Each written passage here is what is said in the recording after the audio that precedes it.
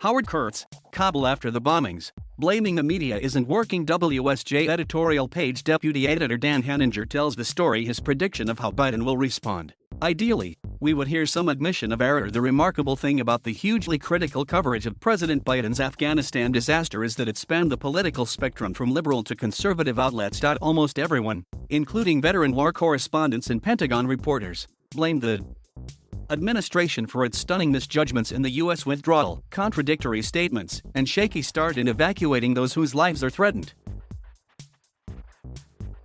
Nothing to see here, everything is proceeding with relatively little chaos.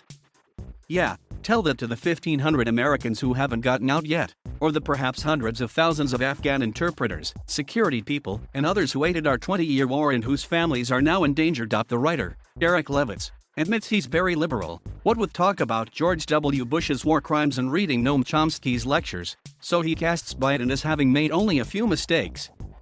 But he unloads on correspondents for NBC, CBS, CNN, and the New York Times for having openly editorialized against White House policy and assigned Biden near total responsibility for the debacle.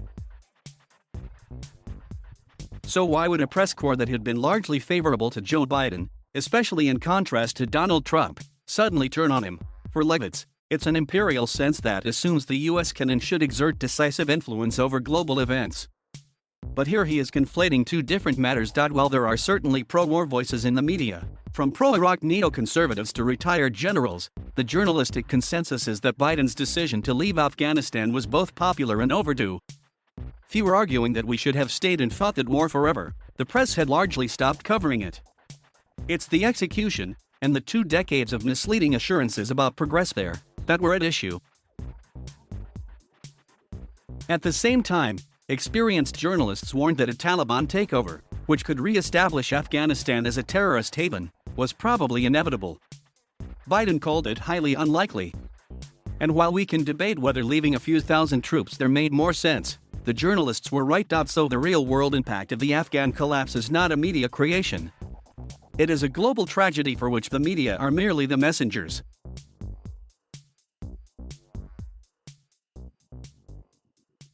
Thank you for watching. Please subscribe.